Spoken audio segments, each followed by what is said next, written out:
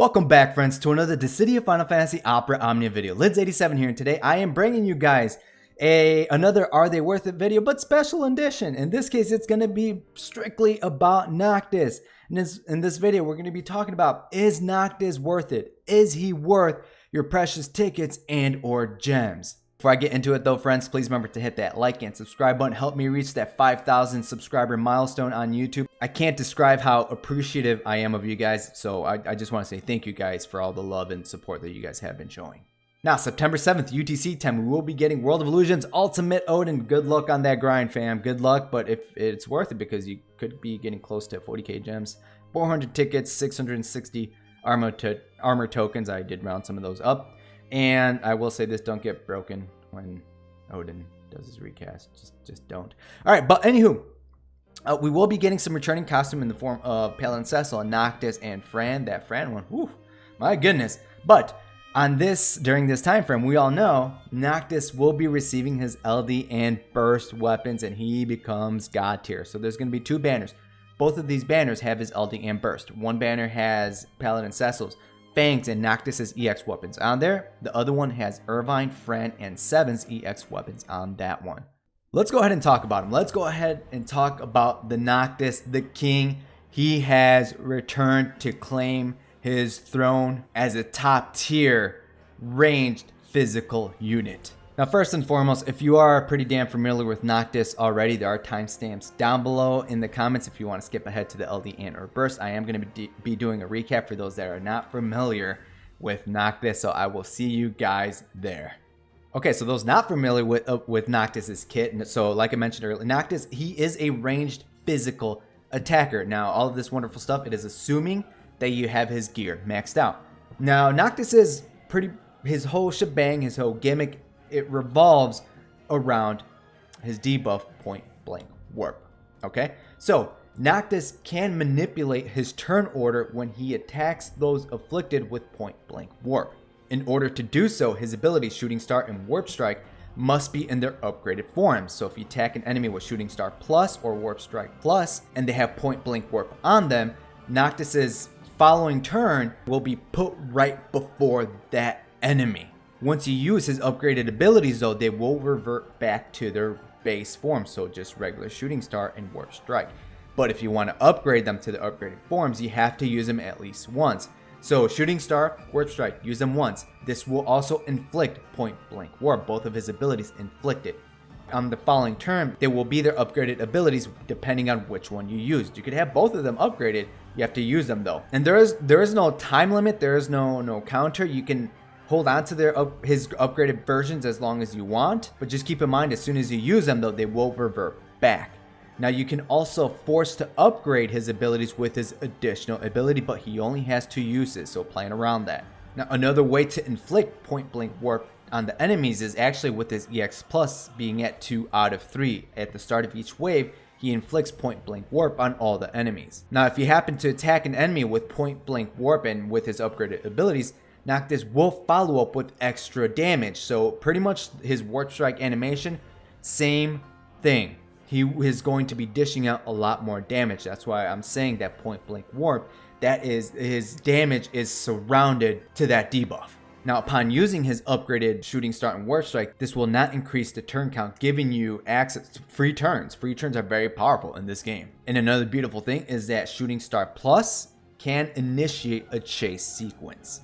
So something that I like to do is I like to use Shooting Star Plus, break the enemy, that will push the enemy back once, and now you're in a chase sequence with your ally if they happen to have been behind the enemy after the turn gets pushed back. After using Noctis' EX ability, Conjure Armiger, EX plus, being at EX plus 0 out of 3, but you should have this thing maxed out, you will have access to a free ability use on the following turn. So you can use either of his abilities to either set up to put them in their upgraded abilities, or you can use his upgraded abilities for free, or you can use his additional ability for free to upgrade both of his abilities. The choice is yours. Now Noctis he is a main protagonist, so in this game, all the main protagonists did receive a mannequin weapon, and you can find those in Arc 2 Chapter 5.8. Now for Noctis, what it does for him, if you do happen to max it out, is increases the brave damage dealt by both of his abilities, Shooting Star and Warp Strike, by 10%. So if you want that little bit of extra damage, then I recommend you max out his mannequin weapon. Now, it's not just about point blank warp. He also has this wonderful buff called Armiger that his kit revolves around. Now, it is stackable up to 5, but we're just gonna talk about its maxed out version. It's at 5 stacks. In order to gain access to Armiger, so both versions of his upgraded abilities grant him stack of Armiger. Conjure Armiger grants him stacks of Armiger. And his EX ability at EX plus 2 out of 3 will grant him 2 stacks of Armiger at the start of the quest. Now keep in mind, friends, that I am saying grant him stacks. So this is how he can acquire these stacks, because his upgraded Brave and HP attacks, they can increase the stack count, but they cannot grant him a stack count. So keep that in mind if you need to refresh his Armiger count. Now with Armiger, Noctis does gain access to 30% max brave. With his southeast enhancement boards, this will increase the max brave and attack by 10%. EX plus at 2 out of 3, this will further increase his max brave and attack by 40%. Now with Armiger, he gains higher potencies per stack of Armiger hits. This will also add extra brave hits to his abilities. Once you are at 5 stacks, my OG Opera Omniers, you guys remember how busted this thing was back in the day? So once you're at 5 stacks, his Brave and HP attack becomes their plus forms. His Brave attack plus just does your standard Brave hits. His upgraded HP attack plus, if you attack an enemy with this that has point blank warp, Noctis will follow up with that warp strike animation, that additional damage that he already does with his upgraded abilities. This helps him out in terms of longevity in fights, as long as you have his Armiger stacks at 5 and point blank warp inflicted on the enemies. Okay friends, time to talk about Noctis's LD ability, Steel Pirouette. Yeah, I actually had to look up that one because I was pronouncing it completely wrong. So, upon using Steel Pirouette, Noctis does his whole damage shenanigans, right? Everybody does something with their LD ability, they heal, they do damage, all that wonderful stuff. But if you also happen to attack an enemy afflicted with point blank warp, Noctis will follow up with that warp strike-like animation attack. After all that is said and done, Noctis will grant himself 3 stacks of Armiger, and if you remember, like I mentioned earlier, if you happen to be at EX plus 2 out of 3, he already has 2 stacks of Armiger on him, so you are fully powered up, you are ready to go with Noctis.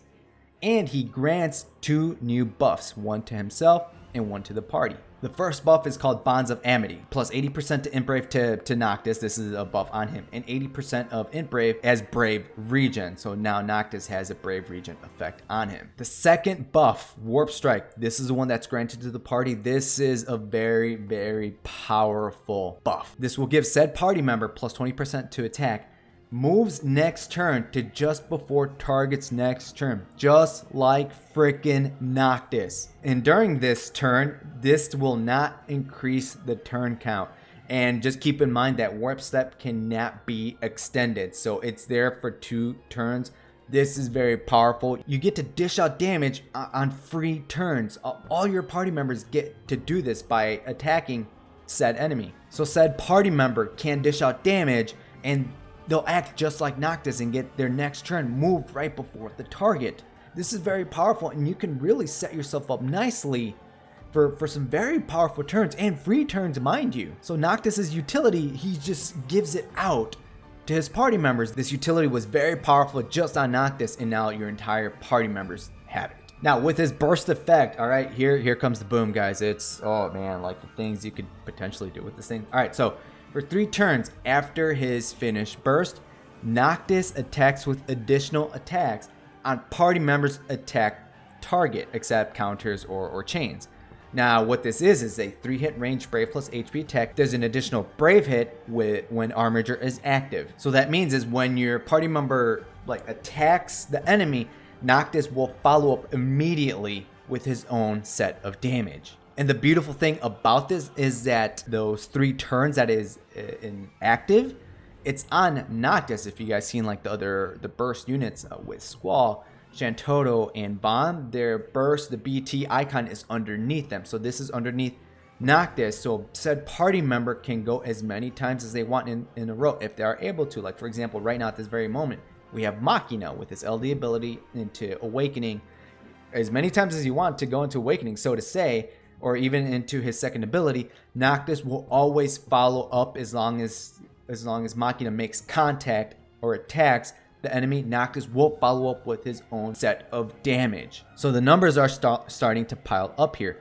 This also can be triggered during another character's burst mode. So let's say, for example, you bring a Noctis friend. Use your friend Noctis's finish burst. Okay, now that Noctis has the burst effect. You cannot do it with your Noctis. This effect cannot be triggered by the same burst effect. So you cannot go friend support Noctis into your Noctis's burst. It has to be somebody different. So friend support Noctis finish burst effect is active on your friend support Noctis. Then you go, for example, let's say Squall. Okay, so every time Squall attacks, Noctis will follow up with damage. Man, the numbers for this thing, it's great. Like, you can really dish out a lot of damage with Noctis following up, especially if you take advantage of this. Pair him up with Lightning later down the line, who gets free turns after using her LD ability back to back. You're going to be dishing out a lot of freaking damage with Noctis. But of course, all these wonderful things, guys, there are always cons to a character. Oh, there's always cons. Always. Even if they're nitpicky. Alright, so by the love of Mog, do not drop his Armiger buff. You guys saw all of his damage is revolved around that. You drop his Armiger buff, you get less brave hits, less potencies to his brave hits to his kit. You don't get his upgraded brave and HP attacks. Okay, do not drop those buffs. Make sure you have a way to refresh the count, so to say. Have his EX ability ready, have his upgraded abilities ready to go, so you do not drop that Armiger buff. And another thing though is, if a boss is resistant to debuffs, just stick Noctis right next to Zell on that bench, because Noctis is extra damage. Him being able to apply point blank warp, I mean, sure, you could still use him, but you are missing out on a lot of follow-up damage from Noctis. And some of you might be thinking, Liz, this stage says range resist on it. I guess I can't bring Noctis. I really wish there was a way to bypass that. I really do there was a way to bypass that. Come on, guys. You know, I'm just kidding. We have elemental enhancers and imperilers in the game. All right, guys, we're at that part of the video. Is he worth it? Is the King Noctis worth your precious tickets and or gems? Keep in mind, friends, that on the Square Enix slide, it did not mention a free pull. Okay, so with that slide in mind, we will not be getting a free pull, so you must use your own gems to start it off. All right, friends, no free multi-draws based on the slide. Tickets, why aren't you using gems? Gems, abso-freaking-lutely. Noctis is worth the absolute pity for both of his weapons, for his LD and his burst weapons. All right. Top-notch utility. Him being able to manipulate his turns, go in front of the enemy, next turn right before the enemies. Those turn manipulations can get you out of tricky situations. Free turns with his upgraded abilities. We all know how powerful free turns are in this game. Noctis literally makes his allies into members of the Kingsglave with his warp step. So that utility that he has, he now grants it to his allies with his LD ability with warp step. And mind you, that utility now granted to the party, it's with free turns. And not only that, Noctis himself can dish out a lot of damage. As long as you're attacking an enemy afflicted with point blank warp with his upgraded abilities, he will always do his follow-up warp strike animation follow-up attack. Now during Noctis's burst mode, if you initiate a chase sequence and the allies partake in that chase, they attack the enemy. You know, of course, you have to use the LD, so it's another use for the LD. Grant your allies warp strike during that chase sequence. Said party member attacks said enemy. Now they get their turns, their next turns, moved right before that enemy that got attacked. So you could definitely take full advantage of that during his burst mode. And after his finished burst, as you guys saw me explain earlier, him being able to do a lot of follow-up damage, and especially with units that take advantage of going back to back to back. For example, like currently Machina. Later down the line, we have Lightning. Just being able to follow up attack with his burst effect, you're going to be dishing out a lot of freaking damage with Noctis. Not only Noctis being on your main team, just even support Noctis. Bring him in, give your allies warp step. Now you have free turns with that Noctis being out on the field as long as your allies have warp step. Literally, legit, someone was able to complete the very first Lufenia, which is the next difficulty up above Chaos, with Noctis in 3 freaking turns. It took me more than that because just Lids don't know what the hell he was doing. But that is unbelievable. Being able to take advantage of that free turns, it's a very, very powerful effect. It's very powerful utility. So at the end of the day, fam, Noctis, he is absolutely worth your gems. He is absolutely worth the pity. His LD, his burst, they are both worthy of your gems. In my opinion, they are absolutely worthy of your gems to pick up. Now, depending on which one of these banners, like which banners do you want to go on? If you're looking strictly on this one, if you're going to start chasing, because we're going to talk about which banner his burst is best to be picked up on. If you're looking at these banners, just truthfully go for the one that you lack EXs on. You don't have Paladin Cecil or you absolutely love Fang, go on that banner. If you like Irvine, Fran, and Seven, go on that banner. Just keep in mind about the challenge stage, like some of these units, for example, Paladin Cecil and Irvine do have healing built into the kit. Paladin Cecil healing, Holy Enhance, in Peril, all that wonderful stuff. Irvine has the healing in his EX ability and his limit breaks. Fran and Irvine can increase Noctis's damage because Fran and Irvine both have range resist down. So if you're looking for the damage, if you already have Paladin Cecil, go on the second banner with Irvine and Fran just so you can dish out more damage on that challenge stage. But if you're lacking in a healer and an actual pretty good unit, Paladin Cecil, he's still pretty good to use at this time in the game. All right, friends. So gems, absolutely worth it, friends. Do not let this slip you by. I mean, there's a few people. There's a certain group that just don't like Final Fantasy 15 in general, or Noctis. Don't let that persuade you, as Noctis is a very powerful unit to pick up. Now, if you do happen to pick up Noctis's LD early, what banner do you chase his burst on? Let's go ahead and talk about that. So Noctis, he will be on a few banners, of course, his own right here, or some upcoming ones in the form of Bosch and 9. Both of these units have tank-like qualities built into their kit. 9 is able to grant some kind of shield, kind of like Warrior of Light, but there was some kind of bug on the JP side of the game that didn't let you refresh those values if a certain value was lower than another. It was really strange, so I hope they fix that on the global side of the game, because that I just can't see 9 being used a lot more. So 9, he's there to dish out a little bit more damage. Bosch is just an absolute, he's an AoE tank. Everything is directed towards him. So which one of these banners should you chase Noctis's burst on if you pick up his LD early? That is gonna go to Bosch. 9's a good unit, but I gotta give it to Bosch because this guy, it's gonna be very hard to kill him off. So like I just mentioned, Bosch is able to direct any form of AoE damage to himself. He is able to taunt up enemies. He's able to take said damage for your party members. He has HP damage reduction. He is able to self-sustain himself with his LD. If his HP drops below 50%, he will heal back up to 50%. He will be very hard to kill, and so for that reason alone, he is an excellent tank to pick up at this point in the game. So again, friends, if you pick up Noctis's LD weapon early, this banner right here is an excellent banner to chase after Noctis's burst, as you could potentially pick up Bosch's LD in the process. So what does it look like in the future for our king, the one and only true King Noctis? What does he get later down the line? Now, at the moment, on the JP side of the game, nothing yet, truthfully. There's new things being introduced called LD extensions, where an LD path is added to a character's enhancement board, and that's where an LD extension can be found, where units usually dish out more damage, more brave healing, all that wonderful stuff that is tied into an extension. But Noctis does not have one yet. He has yet to repeat in any way, shape, or form, so it might be quite a while, guys, before you see Noctis again. So I highly recommend you pick up his LD and burst when they debut in the game. That is it for my video, friends. I want to thank you guys for watching my Is Noctis Worth It video. Be sure to let me know down below in the comments how ham are you guys going to go? That's what I want to know. How freaking ham are you guys going to go? Double pity? Triple pity? Well, technically double pity, but all right, friends. So me personally, yes, I'm going in with gems. I'm going in with gems after Noctis.